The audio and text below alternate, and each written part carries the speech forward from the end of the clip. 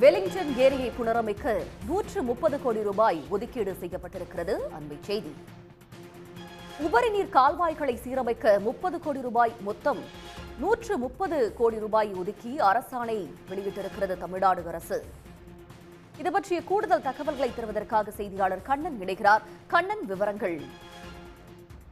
நிச்சயமாக திட்டக்குடி மற்றும் விருத்தாச்சலம் பகுதியில் அமைந்துள்ள இந்த வெலிங்டன் கால்வாயானது 100 ஆண்டுகள் பழமையான கால்வாயாகவும் இந்த வெலிங்டன் கால்வாயை சீரமைக்க தொடர்ந்து பணிகள் மேற்கொள்ள வேண்டும் என்று விவசாயிகள் தொடர்ந்து கோரிக்கை வைத்திருந்தனர். இந்நிலையில் தமிழ்நாடு முதலமைச்சர் மு.க.ஸ்டாலின் கடந்த ஜனவரி மாதம் கடலூரில் நடைபெற்ற அரசு விழாவில் ஒரு அறிவிப்பு ஒன்றை வெளியிட்டிருந்தார். அதன்படி திட்டக்குடி மற்றும் விருத்தாச்சலம் பகுதிகளில் இருக்கின்ற வேளாண் பெருமக்கள் பயன்பெறும் வகையில் 130 கோடி ரூபாய் செலவில் வெலிங்டன் ஏரி கரைகளை பலப்படுத்துவது, வாய்க்கால்களை புனரமைப்பது உள்ளிட்ட பணிகள் மேற்கொள்ளப்படும் என்று முதலமைச்சர் மு.க.ஸ்டாலின் அறிவித்திருந்தார்.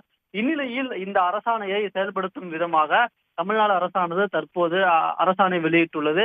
அதன்படி கால்வாயின் கரைகளை சீரமைக்க 74 கோடி, முதன்மை கால்வாயை சீரமைக்க 20 கோடி, உபரிநீர் செல்லும் கால்வாய்களை சீரமைக்க 36 கோடி என்று 130 கோடி ஒதுக்கீடு செய்து தமிழ்நாடு அரசானது இந்த அரசாணையை பிறப்பித்துள்ளது. தங்களுடைய விவரங்களுக்கு நன்றி கண்ணன். உடனுக்குடன் செய்திகளை தெரிந்து கொள்ள சன் நியூஸ் பெல் ஐகானை கிளிக் பண்ணுங்க.